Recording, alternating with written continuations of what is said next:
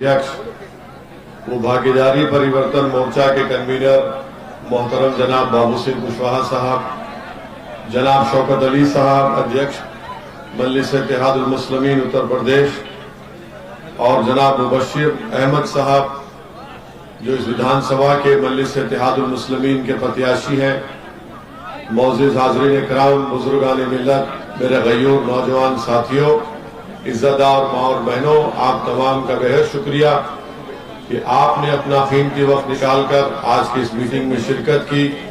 हम आपसे ये गुजारिश, दरख्वास्त और विनती करने आए हैं कि 27 तारीख के दिन आप सुबह के वक्त में ही अपने घर से निकलकर अपने वोट और मतदान का इस्तेमाल करें और पतंग के निशान पर बटन दबाकर आप हिस्सेदारी की लड़ाई में अपना हिस्सा अदा करिए और सियासी शऊर और अपने नेता को बनाने के लिए यहाँ से, इस विधानसभा से आप मजलिस को कामयाब करिए। ये मेरे लिए बड़ी खुशकिस्मती है कि मैं एक ऐसी सरजमीन पर आया हूँ जो हजरत दाता शाह रहमतुल्लाह अलैह की सरजमीन है। ऐसी सरजमीन पर मुझे आने का मौका मिला कि जहाँ पर अंग्रेजी में कुरान का ट्रांसलेशन हजरत अब्दुल माजिद दरियाबादी रहमतुल्लाह अलैह ने किया था। यकीनन ये एक मुबारक सरजमीन है और मैं अपने आप को खुश नसीब समझता हूँ कि मुझे यहाँ पर आकर अपनी बात करने का मौका मिला। मेरे अजीज दोस्तों और बुजुर्गों, इस विधानसभा में बहुत से मसाइल हैं। डिग्री कॉलेज नहीं है और जो सफदरगंज की रोड है बुरे हाल में है और सरकारी अस्पताल की जगह बहुत है लेकिन वीरान है। सब्जी मंडी, बस स्टॉप की जरूरत है और आप जानते हैं कि यहाँ पर माशाल्लाह से जो पासपोर्ट की इंक्वायरी के लिए एप्लीकेशन जाता है तो बगैर 2000-3000 के कबूल नहीं होता। तो ऐसे बहुत से मसाइल हैं। तो इसलिए ये जो लड़ाई हम लड़ रहे हैं कुशवाहा साहब के साथ, ये हिस्सेदारी की लड़ाई है, ये आपकी लड़ाई है और यहां से इंशाअल्लाह मुबश्शिर अहमद कामयाब होंगे तो गरीब और मजलूम, पिछड़ा, अति पिछड़ा को इंसाफ मिलेगा।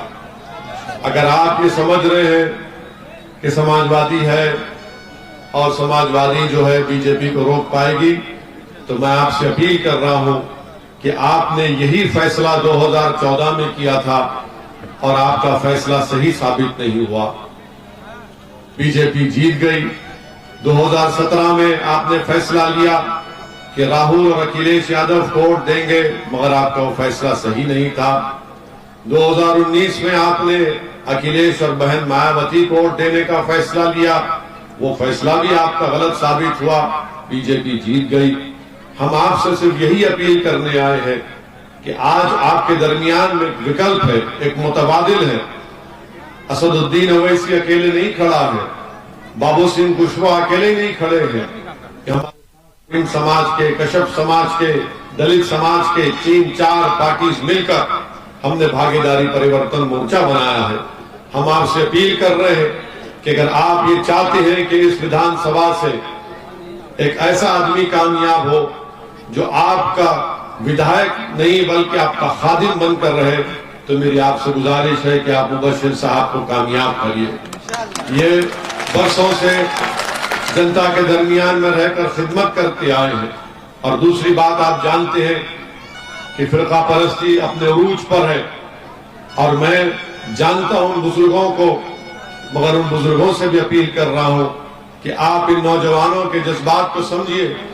इन नौजवानों ने 2014 से मॉब लिंचिंग देखी, इखलाक और पीलू खान की मौत को देखा।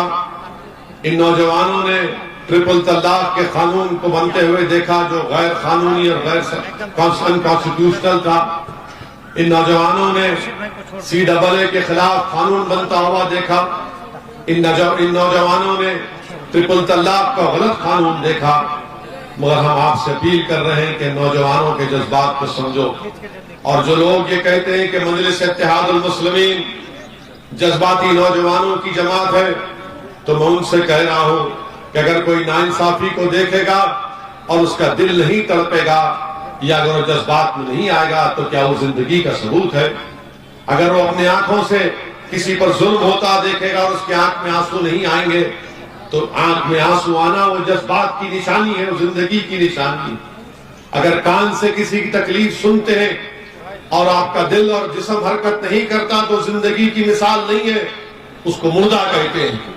तो मैं सलाम करता हूं नौजवानों को जो जज्बाती है, मगर उन नौजवानों से भी कह रहा हूं कि अपने जज्बात को संविधान के दायरे में रखकर अपने जज्बात को, अपनी मंजिल को पाना है। और इसीलिए मजलिस आपसे कहती है, भागीदारी परिवर्तन मोर्चा आपसे कह रही है कि आप मजलिस के प्रत्याशी को, उम्मीदवार को कामयाब करिए। समाजवादी पार्टी के ताल्लुक से, बसपा के ताल्लुक से, कांग्रेस के ताल्लुक से आपने जितने भी फैसले लिए, आपको क्या फायदा हुआ? आपको कोई फायदा नहीं हुआ। मेरे पास वक्त नहीं है, सिर्फ इतना आपको कह रहा हूं कि जो समाजवादी के लोग, बसपा के लोग, जो मुस्लिम अल्पसंख्यक समाज के इलाकों में आकर खौम खौम खौम की बातें करते हैं, आप उनसे पूछो कि एक दीवाना आया था यहाँ पर, एक दीवाना आकर हमको ये बताया कि उत्तर प्रदेश में एक मुस्लिम अल्पसंख्यक समाज घर में सिर्फ 7 रुपये खर्च होते हैं, और उत्तर प्रदेश से बाहर अगर हैदराबाद हो या मुंबई हो या दिल्ली हो, वहां पर 10 रुपये खर्च होते हैं। उत्तर प्रदेश में 10 में से 7 बच्चे पढ़ना लिखना नहीं जानते, हिसाब किताब मुस्लिम घरानों के। इसका जिम्मेदार कौन है? उत्तर प्रदेश में सिर्फ 3% बच्चे ग्रेजुएट होते हैं, इसका जिम्मेदार कौन है? आपको मालूम मेरे भाई, जिंदगी में भी इंसाफ नहीं मिलता है, तो जब मौत आती है तो हमारे पास आंकड़े हैं, हमने स्टडी कराई माहिरीन से, जो फॉरवर्ड कास्ट के लोग हैं उनके बनिस्बत मुस्लिम अल्पसंख्यक समाज के लोग 6 साल पहले मर जाते हैं, 6 साल पहले उनकी मौत हो जाती है। ये सच्चाई को जब हम बयान करते हैं तो सब हम पर उंगलियां उठाते हैं, सब हम पर उंगलियां उठाते हैं। हमारी लड़ाई तो यही है कि हमारे बच्चों को शिक्षा मिले, गरीबी का खात्मा हो, रोजगार मिले। ये लड़ाई आसमान से तारे तोड़कर लाने की तो बात मैं और कुशवाहा साहब नहीं कर रहे हैं। भारत के संविधान में आपको गारंटी दिया गया है कि लो ये, मगर किसको दिया जाएगा? रोने वालों को नहीं मिलेगा, भीख मांगने वालों को नहीं मिलेगा, लड़ने वालों को मिलेगा। अगर आप जिद्दोजहद करेंगे तो यकीनन आपको अपनी मंजिल मिलेगी। और हम यहां पर सिर्फ अपने लिए नहीं आए, अल्लाह हमारी नीयत को जानता है। हम अपने तारीफ में नारे आपसे, आपकी जबान से सुनने को नहीं आए ताकि हमारी अना को, हमारे दिल को ठंडक पहुंचे। हमारे दिल को ठंडक उस वक्त पहुंचेगी जब यहां से आप मुबश्शिर को कामयाब करके अपना विधायक बनाएंगे इंशाअल्लाह।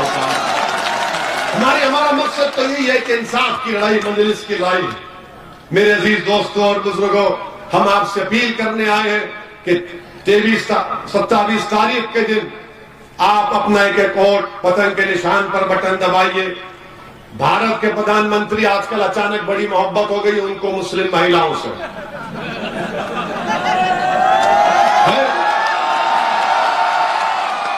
भारत के प्रधानमंत्री आज भी कहीं भाषण में बोले कि कहां है वो लोग जब उनकी बच्चियां घरों को आ जाती थी। भारत के प्रधानमंत्री कहां गई आपकी मुस्लिम महिलाओं से मोहब्बत, जब कर्नाटक में बच्चियां, आपकी सरकार उन बच्चियों को हिजाब और निकाब पहनने से स्कूल और कॉलेज जाने से रोक रही है।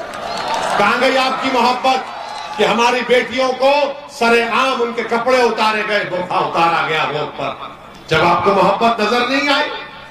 और आपकी मोहब्बत कहां गई जब आपकी सरकार ने उत्तर प्रदेश के मदरसों में 1 पैसा नहीं दिया? आपने गवर्नमेंट ऑफ इंडिया की स्कीम है मदरसा मॉडर्नाइजेशन स्कीम, हमने पार्लियामेंट में सवाल उठाया था, मुख्तार अब्बास नकवी ने झूठा वादा किया, उत्तर प्रदेश की सरकार को 40% हिस्सा देना था, नहीं दिया। कहां गई आपकी मोहब्बत प्रधानमंत्री जब CAA के प्रोटेस्ट में 22 मुसलमानों को गोली मारकर हलाक कर दिया गया, कत्ल कर दिया गया? ये मेरे अल्फाज नहीं है, जस्टिस सुदर्शन रेड्डी जो सुप्रीम कोर्ट के साबिका जज थे उन्होंने कहा। मेरे अजीज दोस्तों बुजुर्गों, अब प्रधानमंत्री नया जुमला बोले हैं कि 10 मार्च के बाद 10 मार्च के बाद सांड और आवारा पशुओं के गोबर से आपको दौलत निकाल कर देंगे। वाह प्रधानमंत्री वाह, गोबर से दौलत निकलेगी है। और वो सांड और वो आवारा पशु एक रात में पूरी किसान की दौलत को खा के चले जाते हैं तो प्रधानमंत्री बोले खाने दो। मैं गोबर से निकालूंगा। वाह प्रधानमंत्री, क्या दिमाग है आपका। आप बताइए, प्रधानमंत्री इस तरह की बात करेगा? एक प्रधानमंत्री को कहना चाहिए था कि भाई मसला क्यों पैदा हुआ, 2017 से आपने इस मसले को पैदा किया। और फिर प्रधानमंत्री एक और बात बोल दिए कि उत्तर प्रदेश की जनता कहती है कि हम मोदी का साथ क्यों छोड़ेंगे, हमने उसका नमक खाया है। आप मोदी का नमक खाए या देश का नमक खाए? किसका नमक खाया? डरो मत, जोर से बोलो। तो प्रधानमंत्री ये समझ रहे कि हम सब उनका नमक खाए। प्रधानमंत्री आप भी देश का नमक खा के प्रधानमंत्री बने, आप किसी और का नमक नहीं खाएं। अगर खाएं तो बताइए हमको किसका नमक खाए आप? प्रधानमंत्री बोल रहा, बताइए प्रधानमंत्री ये समझ रहे कि अगर मैं पेट्रोल डीजल गाड़ी में भराता हूं, मोटरसाइकिल में डालता हूं तो उन पैसों से गरीब को राशन मिलता है। अगर एक गरीब महिला एक बिस्किट का पैकेट खरीदती है अपने भूखे बेटे या बेटी को खिलाने के लिए तो उस कीमत से जीएसटी मिलता है। और प्रधानमंत्री बोल रहे मैंने बड़ा एहसान किया। कुछ एहसान नहीं किया प्रधानमंत्री ने, बल्कि रोजगार नहीं मिला उत्तर प्रदेश के युवाओं को। उत्तर प्रदेश के रोजगार का बीजेपी ने 5 साल पहले कहा था 70 लाख लोग नौजवानों को युवाओं को नौकरी मिलेगी, सिर्फ 3 लाख को देने का झूठा दावा करते हैं। किसान परेशान है, गरीब परेशान है। वो नौजवान जो रात रात भर महीनों पढ़ता है, गांव से निकलकर शहर जाकर एग्जाम लिखता है, तो योगी की सरकार कहती है एग्जाम नहीं होगा, पेपर लीक हो गया। और योगी कहते हैं कि माफिया भाग गया, क्रिमिनल भाग गया। अरे कहां भागा? जो हमारी गाड़ी पर 4 गोलियां चलाई वो किसके घर का दामाद था? कौन क्रिमिनल था वो? तो मेरे अजीज दोस्तों और बुजुर्गों, इन्हीं की सरकार में यहां पर एक मस्जिद को शहीद कर दिया गया था। हमने उसको बात को उठाया, क्या समाजवादी ने उठाया, कांग्रेस ने उठाया उसको? हम पर मुकदमा बुक हो गया। हम तैयार हैं जेल को जाने के लिए, हम तो बात के लिए भी तैयार हैं, मगर सच्ची बात करना, गरीबों को उनका हक दिलाना, ये हमारी लड़ाई थी, है और रहेगी इंशाअल्लाह। हम आखिरी बात आपको बताकर रुखसत हो रहे हैं। आज से 65 साल पहले हमारे बुजुर्गों ने सरजमीन दक्कन हैदराबाद में मजलिस इत्तेहादुल मुस्लिमीन को शुरू किया था। हम कोई नवाब खानदान के नहीं है, हम कोई बड़े खानदान आला जात के नहीं है। हमारे आबो अजदाद गरीब थे, मेहनत मजदूरी करने वाले थे, मगर उनमें जज्बा था, जज्बाती थे, जिद्दी थे। उनको अपनी मंजिल ये नजर आई कि भारत के संविधान में हम सियासत में हिस्सा लेंगे, हम नेताओं को बनाएंगे, सियासी ताकत हासिल करेंगे और अपने बच्चे और बच्चियों को पढ़ाने के लिए कॉलेजेस बनाएंगे, मेडिकल कॉलेज बनाएंगे, अस्पताल बनाएंगे। हमने काम किया। आज हम पर इल्जाम लगाने वाले लगाते हैं कि मजलिस ओवैसी के भाषण में जज्बाती नौजवान आते 65 साल पहले भी ऐसी गालियां दी गई थी, मगर आज तारीख गवाह है कि उन्हीं जज्बाती लोगों ने, उन्हीं गरीबों ने, रिक्शा वालों ने आज मजलिस को मुकाम अता किया कि एक दीवाना हैदराबाद से आकर आपके दरमियान में खड़े होकर अपनी बात की बात करता है। तो ये लड़ाई आपकी है। हम कुशवाहा साहब मिल चुके हैं, आपको हिस्सा दिलाने के लिए हम आपसे अपील कर रहे हैं कि 27 तारीख के दिन आप लोग एक एक वोट को पतंग के निशान पर बटन दबाइए। क्या आप सपा से डरेंगे? क्या आप योगी, मोदी, बीजेपी, बसपा से डरेंगे? और अगर इंसान है, डर होता है बाज वक्त, तो जब डर होता है तो उस बच्ची को याद रखो जिसको 25 हैवानों ने घेर लिया था, जिसके सर पर हिजाब था, उसको घेर लिया तो उस बच्ची ने कहा कि जब मुझे डर होता है मैं क्या नारा लगाती हूँ? नारा लगाओ, तो जबान पर लाओ उस कलमे को, उस जुमले को, और हिम्मत कर अपने हौसले को बुलंद रखो। और याद रखो ये लड़ाई आपकी है। ये प्रत्याशी जरूर है, मगर आप तमाम मजलिस के प्रत्याशी हैं, क्योंकि आपका मुस्तकबिल है। आपको अपनी लड़ाई को आगे लेकर जाना है, ये आपको अपना नेता बनाना है। यही चंद बात हम आपसे कहकर रुखसत होते हैं। शुक्रिया, अस्सलाम वालेकुम।